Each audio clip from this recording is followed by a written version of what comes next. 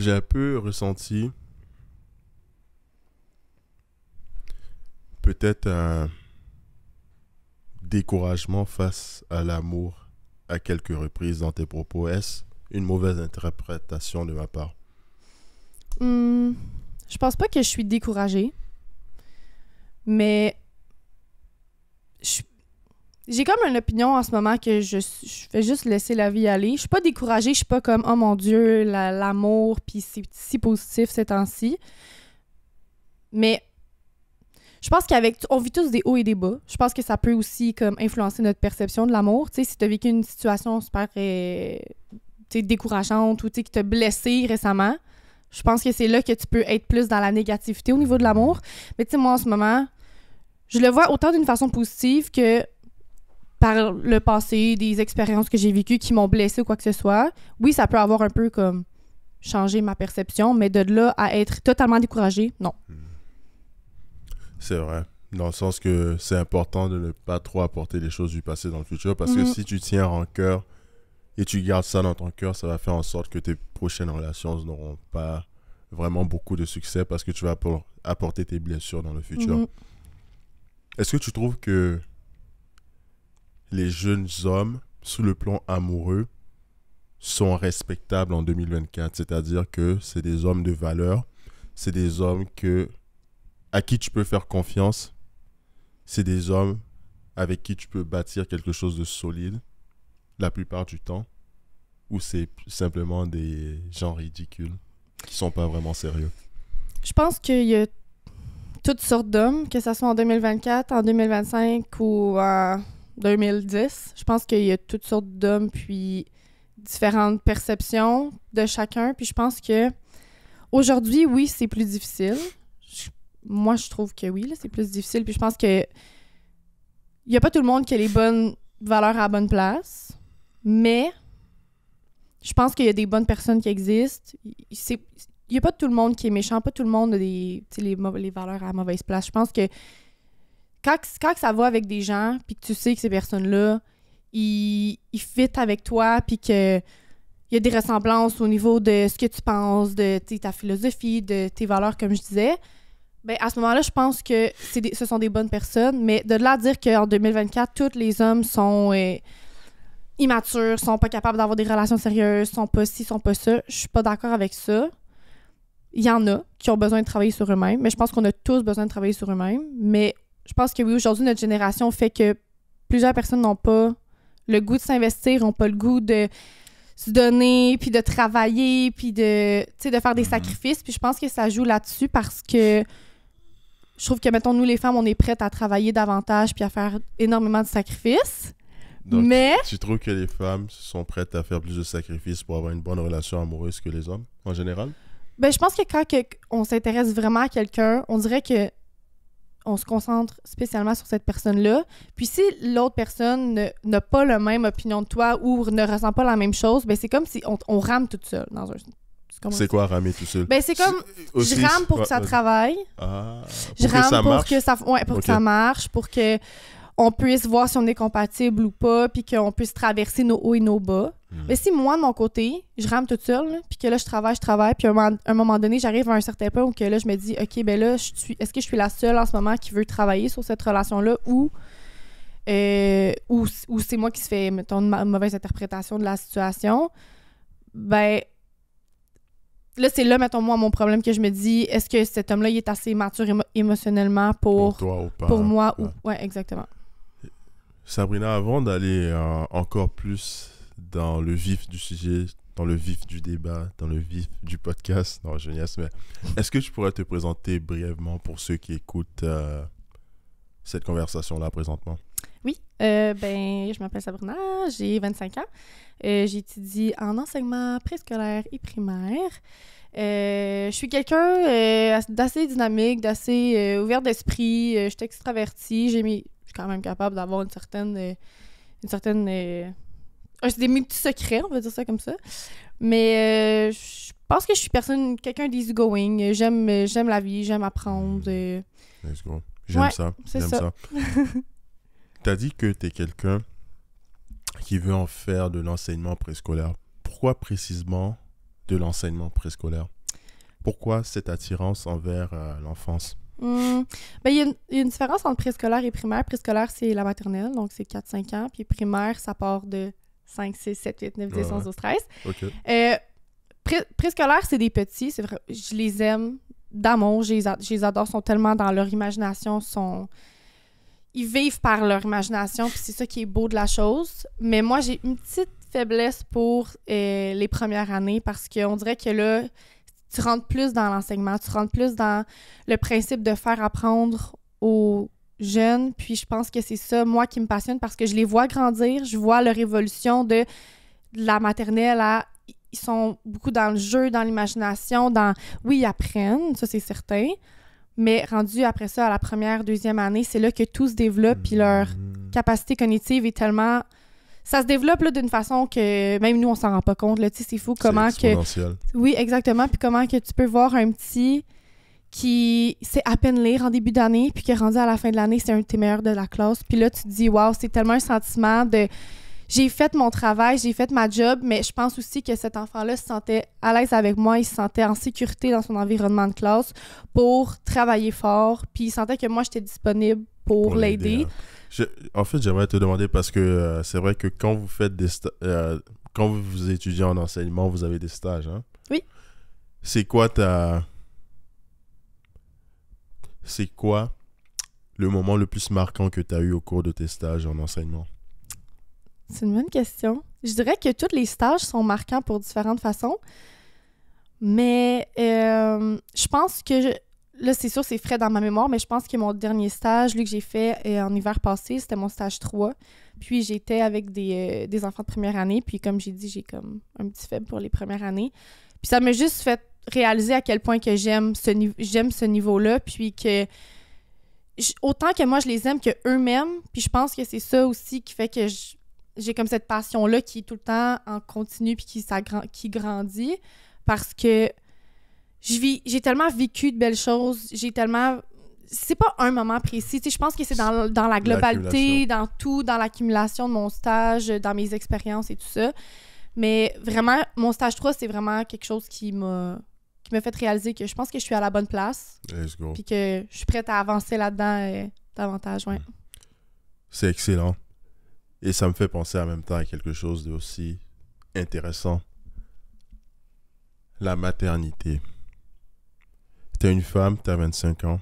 Est-ce que tu espères avoir des enfants, une famille un jour? Oui. Pour moi, c'est vraiment important.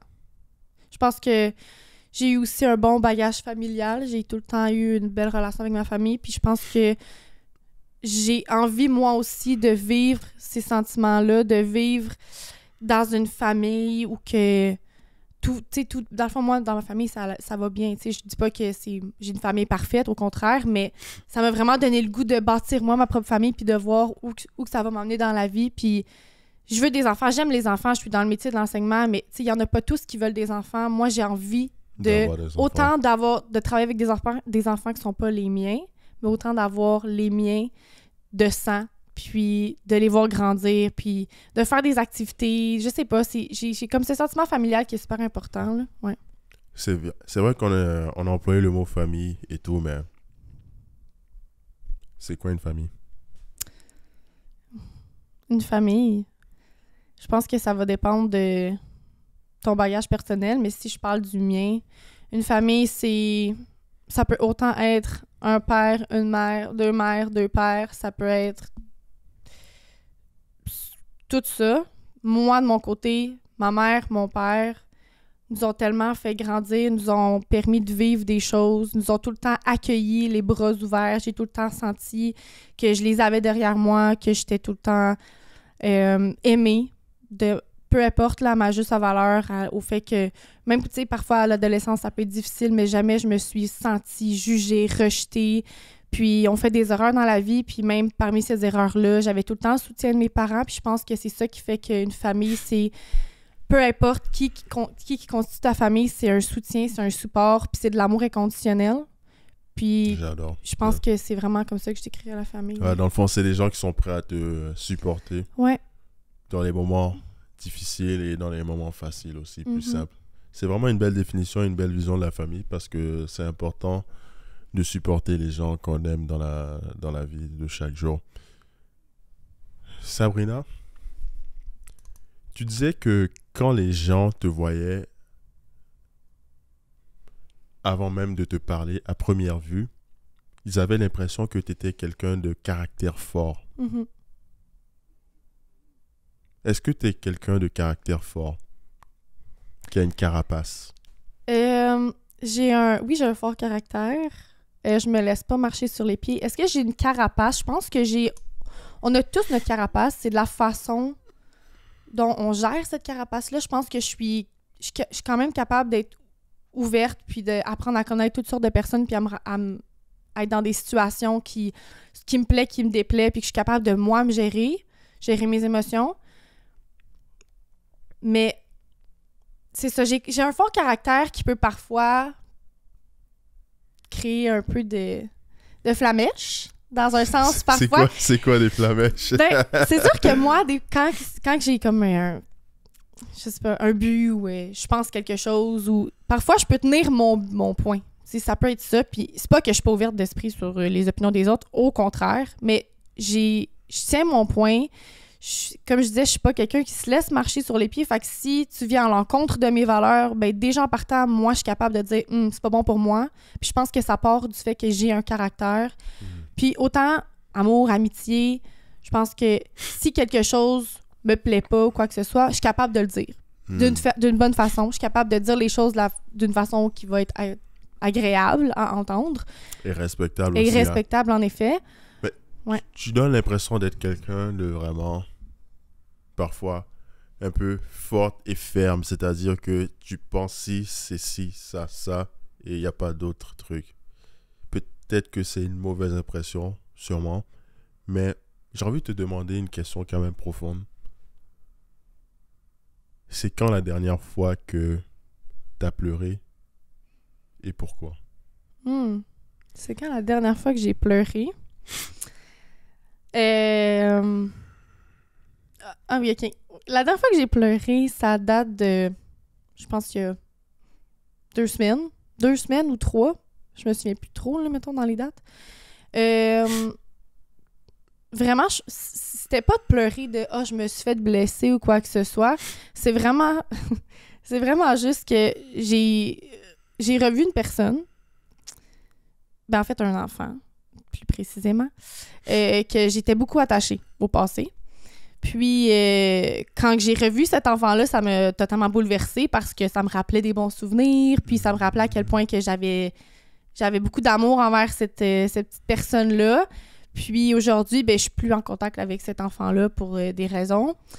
Fait que je peux plus avoir accès à cette famille-là comme je l'avais avant. Aujourd'hui, c'est sûr que je peux écrire, là. Je peux envoyer un courriel, je peux envoyer un message texte, je peux faire tout ça, prendre des nouvelles de la famille, quoi que ce soit. Mais, où que je suis rendue aujourd'hui, maintenant, ma vie a changé, certains éléments ont changé.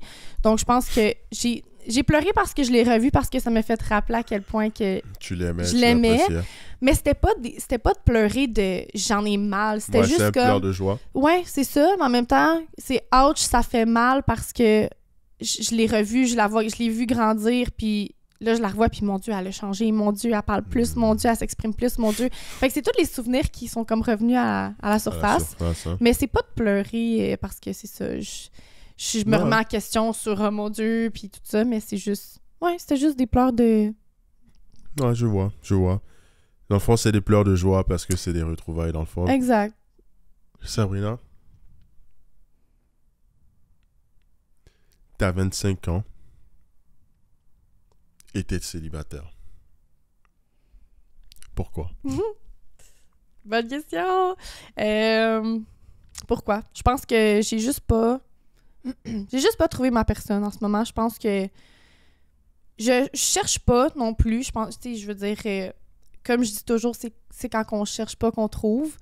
Puis j'aime laisser la vie faire les choses. Puis je pense que quand on rencontre quelqu'un qui va arriver sur notre chemin, je pense que c'est pour une raison.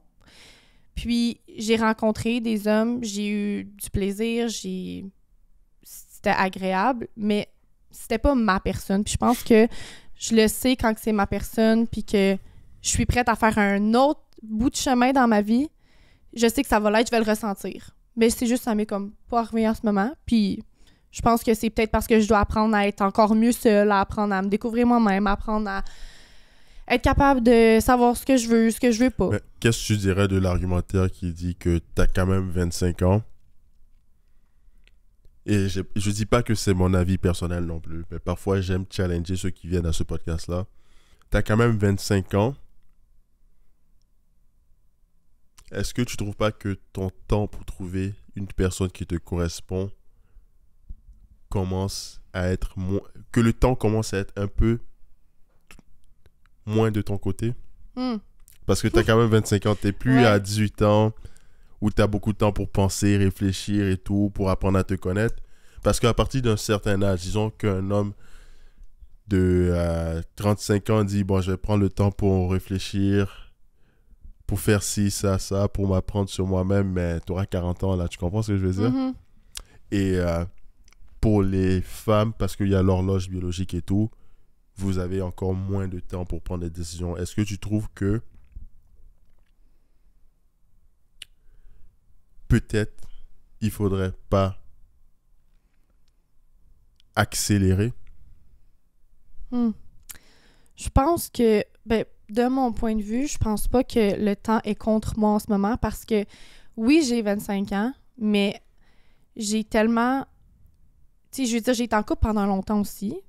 Donc, c'est certain que, tu sais, les années que j'étais en couple, je voulais pas aller voir ailleurs. Je pensais que j'avais trouvé ma personne de vie. Donc, c'est sûr que là, ça fait que, selon les circonstances, je suis rendue à 25 ans célibataire. Mais je pense que je suis au meilleur moment pour être célibataire parce que avec les expériences, avec mon ancienne relation, j'ai tellement pu grandir, maturer émotionnellement. Puis je pense que pour être prête à avoir une relation, faut que tu puisses avoir une bonne rétrospection sur toi puis faire qu'est-ce qui a fait que ça n'a pas marché? Qu'est-ce qui a fait que ça a marché? Qu'est-ce que moi, en tant que femme, je pourrais améliorer? Pas changer ma personnalité, pas me changer en tant que personne parce que j'aime la personne que je suis, mais certains petits points, certaines choses, qui fait que je pourrais m'améliorer davantage pour pouvoir être meilleure en tant que personne. Puis je pense que c'est comme maintenant que je suis comme dans cette phase-là. Je pense que... Ouais, c'est très bien parce qu'au moins tu vois les points qui n'ont pas marché, tu essaies de les améliorer pour pas que tu reproduises dans le futur les erreurs que tu as fait dans le passé. J'ai jamais posé cette question au podcast, mais je trouve ça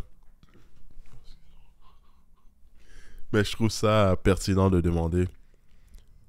Est-ce que tu penses que ton ex, pendant que tu étais avec ton ex, est-ce que tu avais la perception que ça allait être l'homme de ta vie? À ce moment-là, oui. Je dirais beaucoup au début, là. Tu sais, au début, c'est comme on dirait que c'est comme la lune de miel, ça va super bien, puis tout est beau, y a rien qui dérange.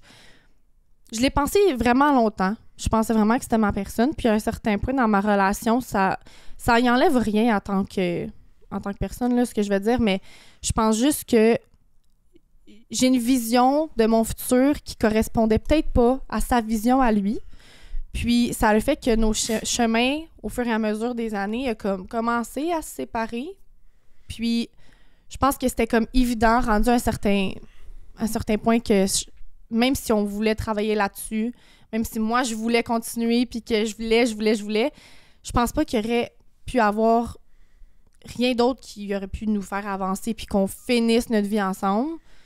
Puis... Parce que vous n'avez pas la même vision du futur et le même alignement sur ça. Ces valeurs-là. Exactement, mais tu sais, quand on est ensemble, c'est ça que je voulais. Je recherchais rien d'autre, puis j'ai adoré ma relation, puis je me suis toujours sentie bien. C'est sûr qu'on vit des hauts et des bas, puis je pense que ça, c'est normal dans un couple, mais... Tu sais, ça, je pense que nos chemins se sont juste séparés, mais pas de la mauvaise façon, pas mal. C'est juste... C'était ma personne quand que ça a dû l'être. Puis maintenant, je suis rendue à un autre point de ma vie, il est rendu à un autre point de sa vie, puis c'est juste... Nos chemins se sont séparés, puis c'est comme ça. Ouais. C'est pas censé marcher avec tout le monde. Ça fait partie de l'apprentissage même d'être un être humain. Donc, c'est normal que des relations fonctionnent et des relations ne fonctionnent pas. présentement, tu as 25 ans et j'aime poser la question qui nous fait penser au futur.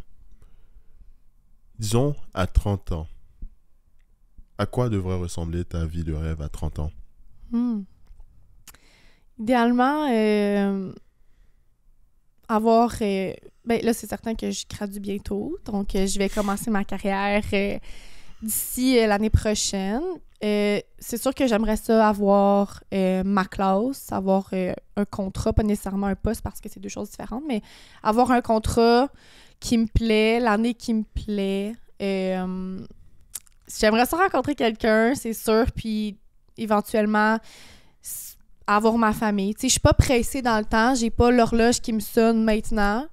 Tu sais, puis on dirait qu'avant, c'était ça, là, on voulait avoir des enfants, puis on veut être les jeunes mères, puis oh mon Dieu, à 25 ans, je vais avoir 2 enfants, je vais avoir ma maison, puis aujourd'hui, je suis comme, hey, moi, je suis rendue à 25 ans, j'ai gradué cette année, je suis encore chez mes parents, je suis célibataire, puis je vois pas de problème avec ça. Puis je pense que c'est juste rendu normal maintenant. On dirait qu'aujourd'hui, je me dis, si j'ai des enfants à 30, 31, 32, ben c'est parce que la vie a fait que j'ai dû avoir mes enfants à cet âge-là. Puis moi, ben ça va m'avoir permis de vivre ma jeunesse, ce que j'avais envie de vivre, puis d'être encore mieux comme personne pour pouvoir devenir une mère, éventuellement. Ouais. C'est une bonne manière de voir ça, en fait. Par contre, certains pourraient avoir un argument contraire à ça. Un argument qui peut faire questionner. Parce que c'est toujours plus simple avoir des enfants quand on est plus jeune, parce que tu seras moins fatigué et tu auras plus d'énergie. Parce que quand tu commences à avoir des enfants mi-trentaine, fin trentaine, n'oublie pas que tes enfants, tu vas les avoir chez toi jusqu'à 18, 20, 25 ans. Toi, tu as 25 ans et t'es chez tes parents. Et ça ne sera pas le même niveau d'énergie si à 25 ans, tes parents... Si toi, ton enfant a 25 ans et toi, tu as 50 ans, face à la situation que ton enfant a 25 ans et toi, tu as 65 ans, tu comprends? C'est deux choses différentes et comme... C'est comme ça que parfois... Oui, c'est important de vivre sa jeunesse. Oui, c'est important de profiter de l'instant présent et tout. Mais parfois, il faut peut-être accélérer les choses parce que dans le futur, ça va faire en sorte qu'on ne sera pas peut-être prédisposé dans l'état parfait pour faire ce qu'on veut, c'est-à-dire bien s'occuper de nos enfants. Mais je suis qui pour parler de ça? J'ai 25 ans, j'ai 26 ans et j'ai pas d'enfant. Donc, c'est juste comme ça. Mais j'aime défier parfois nos perspectives, ce qu'on pense. Sabrina, j'aimerais te demander, c'est quoi les gens ne comprennent pas de toi? Ce qu'ils comprennent pas de moi. Est-ce que tu peux préciser, mettons? Qu'est-ce que dans le sens... C'est quoi les gens pensent de toi, mais en réalité, c'est vraiment pas ça que t'es. Est-ce que parfois, tu sens que les gens te comprennent pas? C'est-à-dire que c'est comme s'ils ont c'est comme s'ils ont une vision de toi, mais ça correspond pas à qui t'es dans le fin fond de toi. Je pense pas que... Je pense que c'est... On en parlait plutôt, là, la première impression. Là. Je pense que parfois, on peut comme un peu enligner notre jugement sur les premières impressions. Je pense que j'ai jamais vécu, tu sais, un gros clash entre « Oh mon Dieu, je pensais tellement pas que t'étais comme ça » ou « Ah, tu ressembles à ça », puis finalement, c'est totalement le contraire.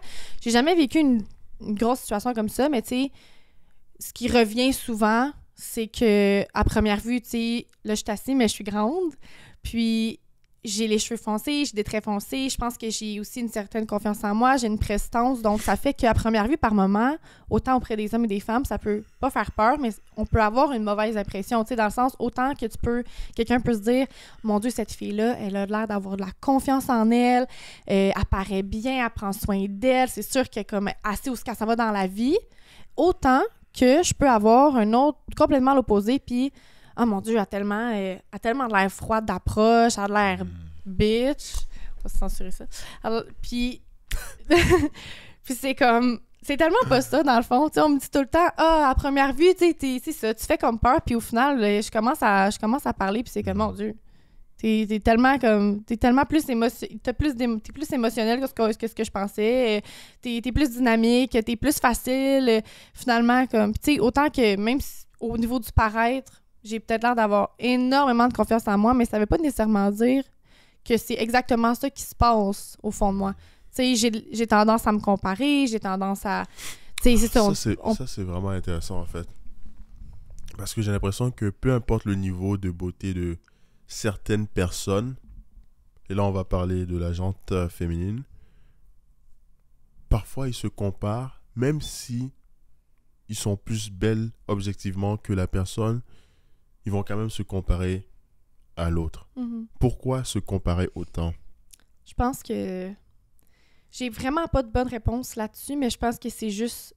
C'est un phénomène naturel. On est comme ça. On va se comparer, puis même parfois, on s'en rendra pas compte, comme autant que ça va être clair et précis que, mon Dieu, je suis en train de me comparer à cette personne-là. Mais je pense que c'est juste...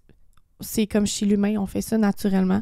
Je pense que on a tendance à le faire, puis c'est pas nécessairement négatif ou positif tout le temps, mais je pense que c'est juste quelque chose que... C'est juste naturel, hein? C'est ça.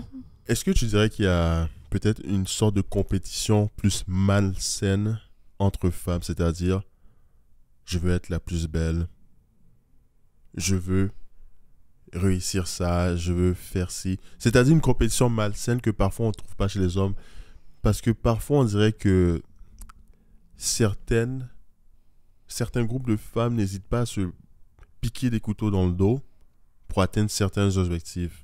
Mm-hmm. Pourtant, chez les gars, on est moins porté à faire des choses comme ça, parfois. Je sais, vous dites c'est une généralisation et tout, mais on veut parler aussi parfois des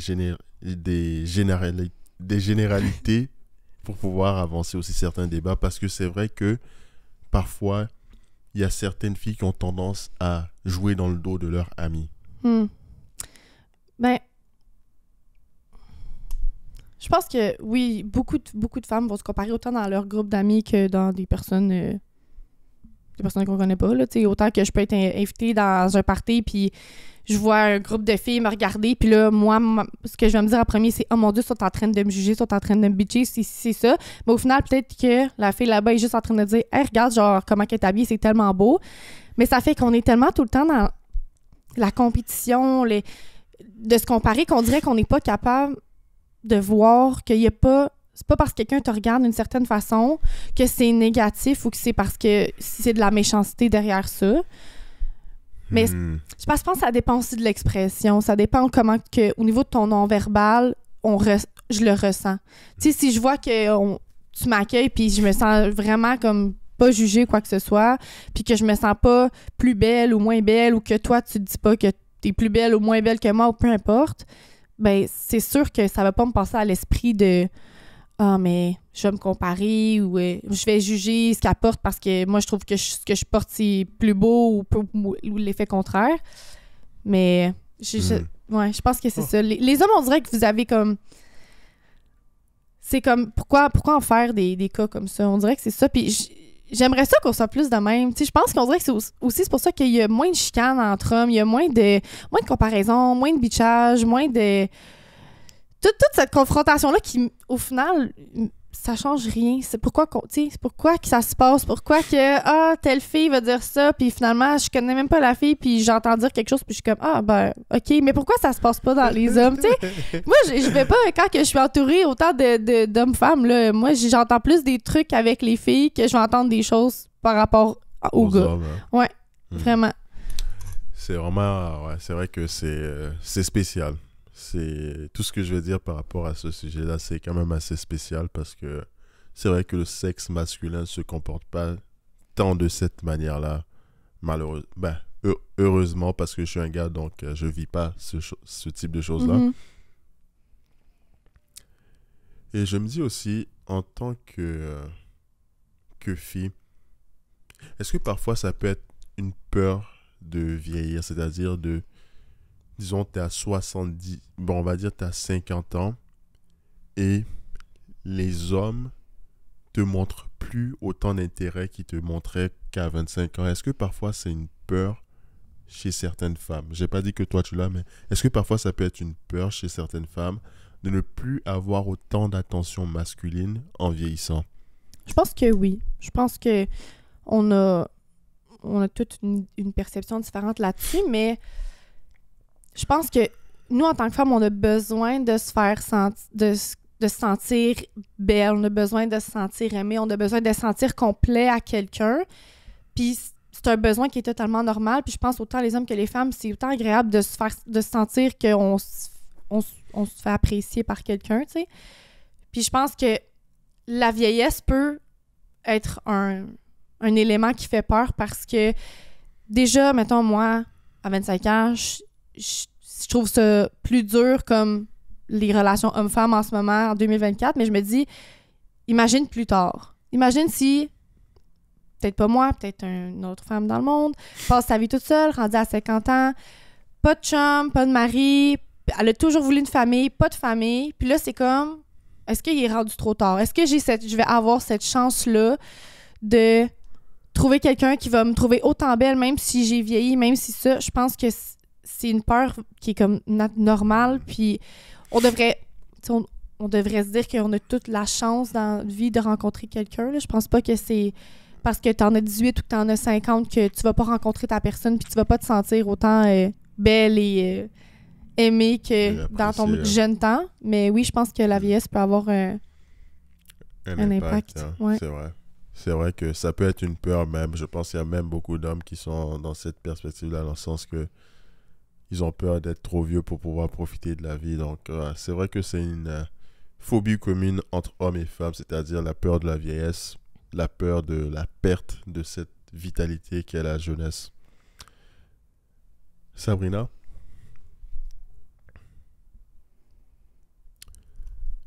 T'as dit que tu aimerais fonder une famille dans le futur. Mm-hmm. Est-ce que tu crois au mariage? Oui. Moi, j'y crois. Est-ce que tu souhaites te marier un jour? Oui, ouais, j'aimerais ça. Ben, c'est comme un rêve de princesse, là. Je pense qu'il y a beaucoup de femmes qui l'ont, il y en a qui l'ont pas, mais moi, je l'ai. C'est un rêve de princesse. Je veux ma journée, ma robe, mon homme, mon mari, tu sais, comme toute la famille, les amis réunis ensemble.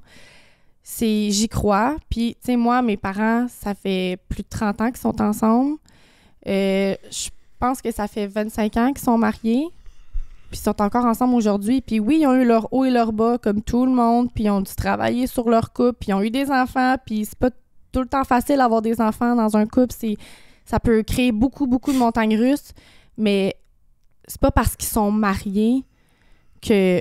c'est pas parce que, mettons, tu vas te marier que nécessairement, c'est sûr que ça va terminer dans tant d'années. Je pense que le mariage, c'est soit que tu le veux ou que tu le veux pas. Moi, je vais avoir besoin de quelqu'un qui veut se marier. Moi, je suis pas pressée non plus, là. Je dis ça, mais parce que c'est comme un rêve, puis c'est rêve de petite fille, mais je vais avoir besoin de quelqu'un qui a aussi... que ça lui dérange pas. C'est pas nécessairement besoin d'être un rêve, mais tu sais, que ça va pas lui déranger, puis c'est pas une question d'argent, c'est pas une question de... Peu importe, c'est comme, ben, si toi, ça te plaît, puis que c'est important pour toi, ben, il va être ouvert d'esprit, puis il va me dire oui, tu sais. Puis vu que j'y crois, puis que je trouve que c'est tellement beau, c'est tellement un beau moment. Tu sais, oui, c'est une journée, ça, tu sais, ça commence puis ça finit aussi vite, mais c'est les sentiments, c'est voir tout le monde entouré, ta famille, tes amis qui sont là pour toi, puis tu sais, je sais pas, moi c'est parce que ça m'intéresse, puis je trouve ça tellement beau, là. Par contre, faisons attention parce que tu as dit c'est juste une journée. C'est pas une journée, c'est toute une vie, le mariage. Oui, mais la journée du mariage, la cérémonie, c'est une journée. Ça, la cérémonie, c'est une journée, ouais. Ça prend beaucoup de préparation et tout, mais ça, c'est une journée, là. C'est comme ça, on fait à spot les red flags. Non, je blague. Non. Oh my God. Oh, mais parlant de red flag, c'est quoi un red flag commun chez les hommes? Commun? Ou un red flag que t'aimes pas. Un red flag qui revient souvent, mettons. Ouais. En toute politesse, en toute gentillesse. Il y a une façon de dire les choses, c'est sûr. En toute propreté. Je pense qu'un red flag commun, ça serait que l'homme sait que il y a beaucoup de possibilités. Qui peut aller jouer sur plusieurs tableaux. Puis je pense que ça se ressent, ça se voit, puis ça sent le red flag. Moi, c'est comme ça. Tu sais, je veux dire, c'est correct d'être beau, c'est correct d'être belle, mais si tu profites de cet avantage-là pour avoir toutes sortes de portes ouvertes, puis dans le fond, c'est ça, d'avoir beaucoup de plaisir et tout, et de femmes dans ta vie, t'as le droit, là, vraiment, c'est vraiment correct. C'est juste que, mettons, moi, ça me rejoint pas, fait que c'est sûr que ça va me sonner red flag parce que c'est pas parce que je suis belle que c'est pas parce que quand les gars viennent me parler que je vais toutes les prendre dans ma poche puis faire « Ah, je vais en profiter de ça. » Puis je pense que c'est ça. C'est quand tu le sais que la fille ou le gars il est trop beau puis qu'il il le sait puis son énergie il le sait, un peu fendant, tu sais, un peu comme « Ah, tout permis » puis c'est comme rien l'atteint, ben je suis comme « Oh, ça sonne red flag, là. » C'est comme... Tu le vois aller, là. Mais c'est correct. Tu sais, je veux dire, si t'es bien là-dedans, là, correct aussi, là. C'est juste que, tu sais, au final, moi, je sais que t'es pas ma personne, puis je vais partir. C'est un bon point. C'est-à-dire qu'il y a beaucoup de gens qui sont trop imbus de leur personne. C'est-à-dire, ils sont quasiment narcissiques dans le sens qu'ils se sentent trop beaux ou trop belles. Et ils ont l'impression qu'ils peuvent faire tout ce qu'ils ont envie de faire. C'est-à-dire, tout leur est permis. Ouais. Briser des cœurs. Oui. Conquérir des cœurs. Ça, je trouve ça... Faire ce qu'ils ont envie des autres, dans le fond. Ouais. Et s'en foutre un peu des conséquences. On parlait tantôt, en fait, de l'amour, des couples hommes et femmes. Et je t'ai demandé une question que je vais te reposer présentement. Est-ce que il y a un rôle dans le couple homme-femme?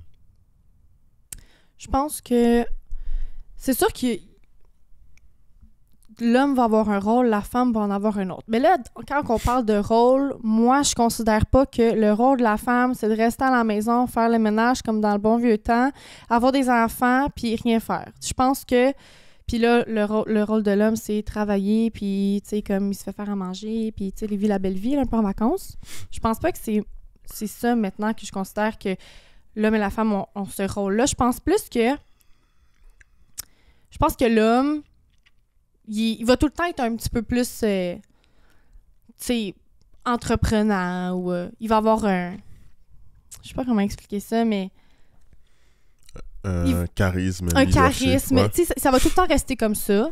Mais je pense que c'est partie égale dans le sens où c'est pas parce que moi, je suis une femme que j'ai pas le droit de faire ma propre argent puis de vivre on my own avec mes choses. Tu sais, dans un sens, moi, je veux pas dépendre de quelqu'un. Tu sais, je pense que mon rôle à moi en tant que femme, c'est d'avoir ma carrière, d'avoir mon argent, d'avoir des ambitions. Puis l'homme, c'est la même chose, mais ça fait une partie égale dans le sens où, comme quand on rassemble ça ensemble, ben OK, oui, l'homme va peut-être être plus entreprenant dans quelque chose, puis ben la femme va l'être dans une autre chose. Fait que je pense que ça peut être comme différent par moment, mais je pense pas que c'est un rôle attribué spécialement. La femme doit faire ça, l'homme doit faire ça. On est rendu dans une société où une génération où que c'est plus comme ça aujourd'hui, puis les choses changent, puis exactement, ouais. Puis on est plus libre. C'est comme tu peux décider de rester une femme à la maison si ça te plaît, comme autant tu peux décider de toi. Tu veux ta carrière, tu sais ce que tu veux faire dans la vie, tu veux pas dépendre de personne, ben go. Je pense que c'est comme ça. J'adore. Parce qu'il ne faut pas être trop bloqué dans certains modèles, parce que parfois la société va te dire que tu dois suivre exactement ce modèle-là, mais peut-être ce modèle-là ne te correspond pas ou ça ne va pas bien aller pour toi. Donc, c'est important d'être un peu flexible et fluide sur certains types de dynamiques que vous devez avoir dans votre couple. Mais étant quelqu'un qui est... Tu m'as l'air de quelqu'un d'ouvert d'esprit. Alors, je vais te poser une question que je pense que la gente masculine aime ce type de questions-là. Est-ce que tu sortirais avec un homme qui gagne seulement 50% de ton salaire? C'est parce que je me pose la question, là, puis je me dis, c'est quand dans la vie je pourrais me ramasser dans une situation où l'homme a vraiment un salaire à 50% de moins que moi. Premièrement, je suis en enseignement. Il faut savoir que on adore notre métier, on est passionné, on n'est pas les mieux payés. Puis ça n'enlève rien au métier. Je veux dire, je suis là-dedans parce que j'aime ça, puis je sais qu'est-ce qui s'en vient pour moi. Fait que je pense pas que je pourrais avoir pas plus bas, là, parce que dans le sens, je veux dire, je fais pas 20 000 par année, là, mais on dirait que aussi, tu sais, ce que je recherche, un homme, mon chemin va pas s'enligner vers ça. Tu sais, je pense qu'il faudrait vraiment que je le vive sur le moment puis que je puisse me dire, bon, c'est quoi les pour et les contre de... Disons hypothétiquement, cet homme-là est parfait pour toi. Vraiment sur le point spirituel, émotionnel, personnalité, physique et tout, il est tout simplement parfait. Mais l'unique problème, c'est qu'il gagne 50% de ton salaire. Est-ce que tu ferais ta vie avec cet homme-là? Et tout au long de ta vie, il va gagner 50% de ton salaire. Peu importe que ton salaire augmente ou baisse, ça va être toujours 50% de tes moyens financiers. Est-ce que tu laisserais une chance à un tel homme? Ben, pour vrai, je pense que oui. Je pense pas que... Tu sais, dans un sens, il y a toute une façon aussi de gérer ton argent. Il y a une façon de vivre. Il y a une façon d'être en paix avec ça, d'avoir de l'amour, tu sais, autant que même si mon chum, là, ou mon mari, là, il a 50% de moins de salaire que moi, mais je suis la plus heureuse de toute la planète. Il me traite comme une princesse. On a une belle famille. On a une maison qui nous convient à 110%. On n'aurait pas besoin de plus. Je verrais pas pourquoi je me lancerais dans quelque chose. Faudrait vraiment que je augmente mes standards puis que là, je me dise, il me semble que je verrais ma vie plus luxueuse, plus ci, plus ça. Parce qu'au final, on peut tout gérer notre argent comme on veut. Fait que, tu sais, même si tu fais moins d'argent que moi, ben, on est capable quand même de trouver ce qui nous convient. Puis c'est pas nécessairement de baisser notre qualité de vie. Pour ça, je pense qu'on peut tellement avoir une bonne qualité de vie qui n'a pas rapport avec l'argent. Même s'il gagne moins que toi, c'est deux salaires. Mais... Donc, tu te verrais assumer... Disons, vous devez aller en voyage, tu paierais son billet d'avion. Justement, parce que tu gagnes beaucoup plus d'argent que lui. C'est inacceptable qu'il paye son billet d'avion. Ben, écoute... c'est l'homme de ta... Oh! Tu vas loin, là. C'est comme on dirait que... Parce que vu que je suis tellement pas là-dedans, je pourrais pas... Tu sais, je veux dire, je suis comme prise, là, dans ce que je pense, mais... C'est pas grave. Je pense que... Tu sais, on s'entend que, mettons, les voyages, c'est pas... Oui, c'est agréable, c'est super plaisant, vous allez au resto, disons, il gagne 50% de ton salaire. Tu sais que si vous allez au resto, vraiment, ça va faire mal au chèque. Est-ce que tu paierais la majorité des restos pour lui? Ben là... Je veux dire, si c'est un bon père pour mes enfants puis qu'il fait d'autres choses dans la maison puis que, il paye autant l'épicerie que moi puis qu'il paye le loyer avec moi, je veux dire, si... Tu sais, parce que dans le fond, là, les voyages, les restaurants, les activités qui coûtent de l'argent, c'est comme du luxe dans une relation. Je comprends que c'est pour l'entretenir, mais tu sais, un restaurant, c'est pas nécessairement quelque chose d'essentiel pour entretenir une bonne relation. Tu sais, des moments de qualité qui coûtent rien, c'est autant important puis tu sais, comme plaisant pour le couple. Tu sais, je veux dire, tu peux... tellement de choses, ben là, mettons, tu laisses aller ton imagination, là, puis si tu as envie de te faire un souper au restaurant, oui, OK, une fois de temps en temps, j'ai vraiment aucun problème si moi, je dois payer pour qu'on puisse sortir de notre maison pour faire quelque chose de plus. Mais c'est du luxe qu'on se donne, tu sais, si... C'est comme des choses qui sont pas nécessairement essentielles à aller au resto ou aller en voyage, mais là, c'était à revoir, là, mettons, là, mais... T'as l'air de quelqu'un simple, alors, quand tu dis ces choses-là. Est-ce que t'es quelqu'un qui est habitué à aller à des restos et tout? Parce que de la manière que tu parles, c'est comme si tu fais pas vraiment ces choses-là, ce type d'activité. Non, je l'ai fait parce que je peux me permettre de le faire, parce que si j'ai... Alors, tu le ferais pas avec ton mari? Ben non, mais si... Oui, si on peut se permettre, pourquoi pas? Mais tu sais, dans le sens, j'ai pas besoin d'un souper au resto à chaque fin de semaine pour être heureuse. Tu sais, autant que c'est de l'extra qui fait plaisir, qu'autant que au final, je peux vivre sans un resto pendant un mois, je peux vivre sans mon café Starbucks pendant un mois. Tu sais, je vis bien dans ce que j'ai. J'aime ça me gâter. On va dire ça de même. On se gâte. C'est toujours plaisant. Mais j'ai pas besoin nécessairement de vivre tout le temps là-dedans, puis de, tu sais, chaque fin de semaine, chaque samedi, c'est tout le temps le resto, c'est ci, c'est ça. C'est qu'il y a tellement d'autres choses à faire qui peuvent coûter beaucoup moins cher ou qui peuvent être plus simples, mais encore plus agréables. Je me dis... C'est quoi le type d'activité qui peut remplir le cœur de joie, mais qui n'a pas besoin de gros investissements financiers? Comme ça, tu vas donner un peu des conseils à nos hommes qui essayent de faire des activités spéciales avec leurs copines, mais par faute de moyens financiers, ils ne sont pas en mesure de faire des choses extraordinaires. Mais comme tu l'as dit, on peut faire des activités extraordinaires qui ne coûtent pas cher. Et quelle activité extraordinaire qui ne coûte pas cher ben que là, t'aimes faire? Si je pense là, tu sais, je me dis... une soirée film, là, je veux dire, c'est pas juste comme, OK, on s'assoit dans le divan, on part Netflix. Non, tu sais, c'est de rendre ça agréable, c'est de rendre ça le fun. Tu sais, autant d'aller juste, mettons, aller au Dollarama, s'acheter plein de bonbons ou de faire une recette, puis comme on la mange pendant qu'on écoute un film, on se met en pyjama, on se crée une cabane.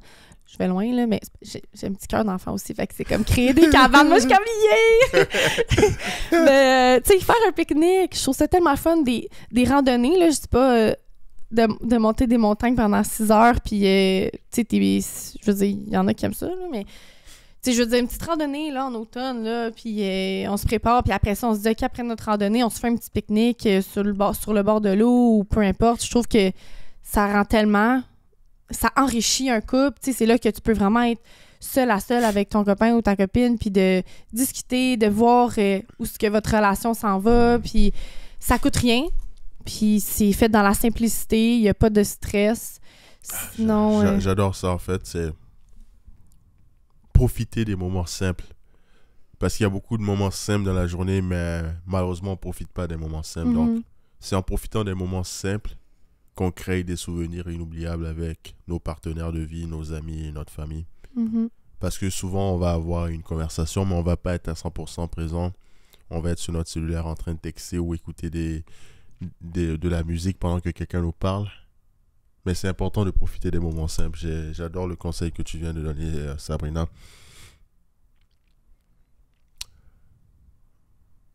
Tu as dit que il y a beaucoup de gens qui sont intimidés par ta taille en tant que femme.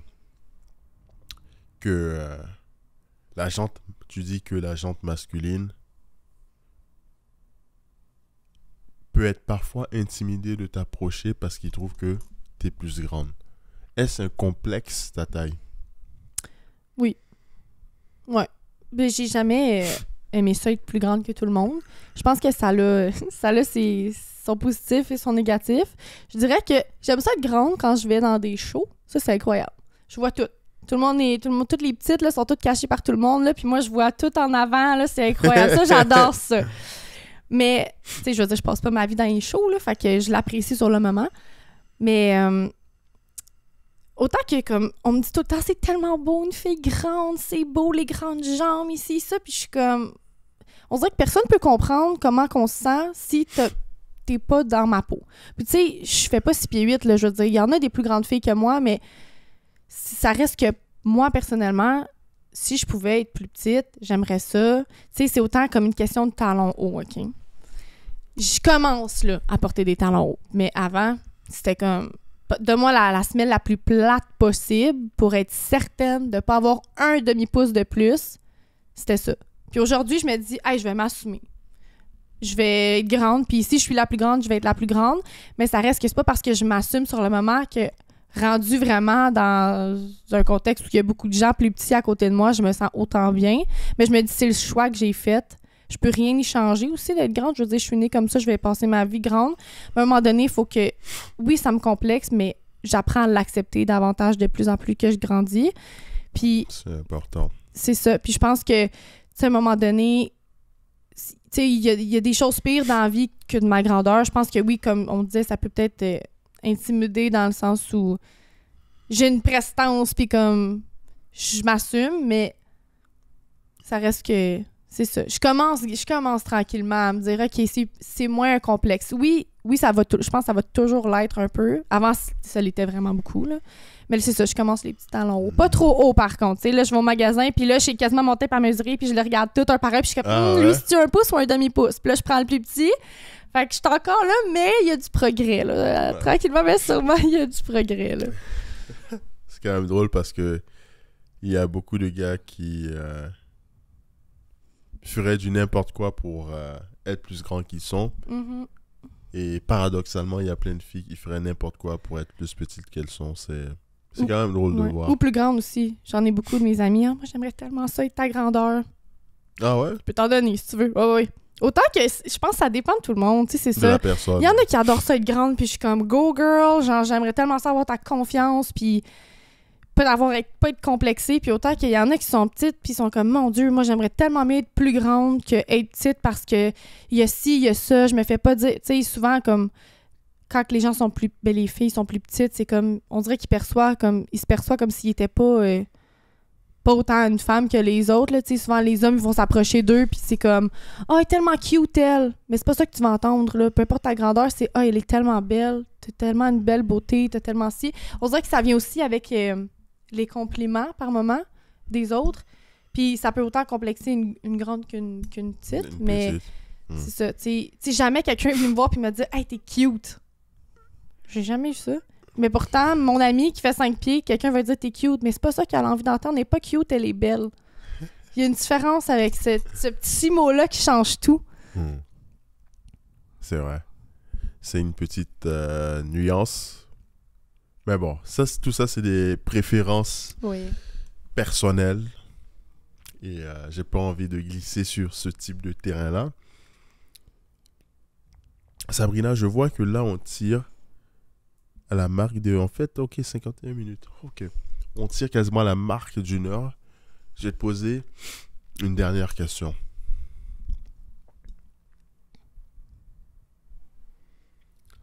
En tant que femme en 2024, est-ce que tu penses que le fait de vouloir bâtir une famille est plus simple actuellement ou par le passé? Est-ce que c'est aussi simple de vouloir bâtir quelque chose de solide avec un homme présentement?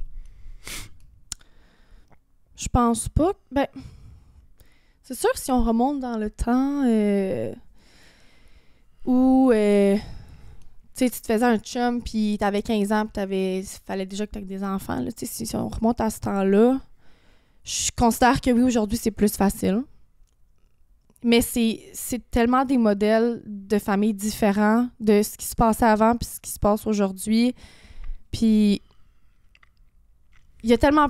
Je veux dire, il n'y a pas juste un modèle de famille, il n'y a pas juste le père, la mère, l'enfant, puis la soeur, le frère. Il y a tellement plus de diversité familiale que je me dis ça peut être autant plus facile comme ça peut être plus complexe. Mais je pense que on dirait que j'ai pas comme une opinion claire là-dessus. J'ai pas une réponse claire, mais je pense que c'est ça. Je pense pas que c'est autant facile parce que, tu sais, bâtir une famille, ça vient avec des hauts puis des bas. Puis, tu sais, avoir des enfants, c'est difficile dans un couple. Ça peut... Autant que ça peut pas l'être. Mais, tu sais, avant, les gens...